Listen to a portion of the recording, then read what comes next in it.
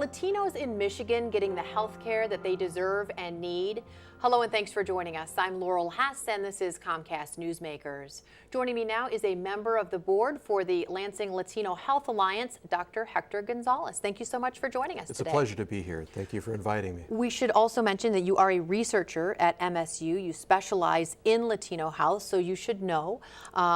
Are Latino citizens of folks living here, especially a large population, 13% here, particularly in Lansing, as healthy and as connected as they should be to our healthcare system? Well, it's a mixed story, and we have very favorable health aspects of the Latinos in the U.S.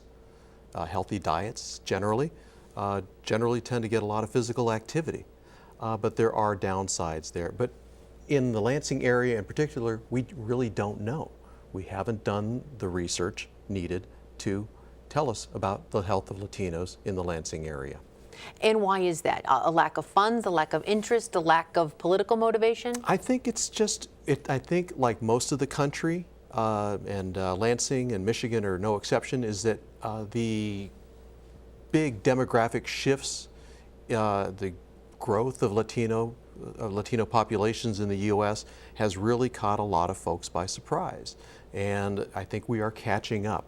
And I think the Lansing Latino Health Alliance has been very effective in stepping up and making our presence known so that others who handle healthcare information will be informed and actually be working towards getting more information so we know where we're at and how we can make improvements as needed. Well, while we may not know exactly where we're at or how good we're doing and have specific numbers, we do know that there are major issues that need to be addressed, that there are major shortcomings, and that a lot more folks do need to get connected. Sure. One thing we do see nationally is that we see a lot of chronic disorders, diabetes and hypertension, really common among Latinos, unfortunately. And so we have that information. Now, the other side of that, too, in which we have at least anecdotal evidence to suggest that Latinos don't have health care access nationally, and we will presume that to be the case here in the Lansing area as well. It's a safe inference. And so your organization is helping to, whether it's a language barrier or otherwise, financial or otherwise, help them to get connected and to try to get some of that access that so far they've not been able to get? Sure.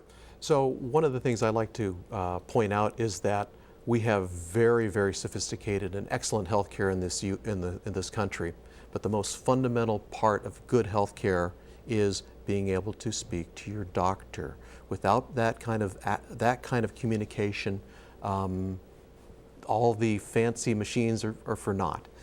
What we do know, and what the Alliance has been very effective in doing, is ensuring that when a doctor and patient visit, that they're able to speak the same language. Either the doctor directly, and the Alliance is very involved in engaging young people to pursue medical careers, health-related careers, but also too in providing the basic services necessary so doctors and patients are speaking the same language. Certainly would be extremely helpful. In the meantime, as you said, your organization helping to get that interpretation going as well between English and Spanish-speaking folks. Thank you so much for joining us today. It's a pleasure, and thank you for having me. For more information on today's topic, you can visit lansinglatinohealth.org or call 517-999-4035.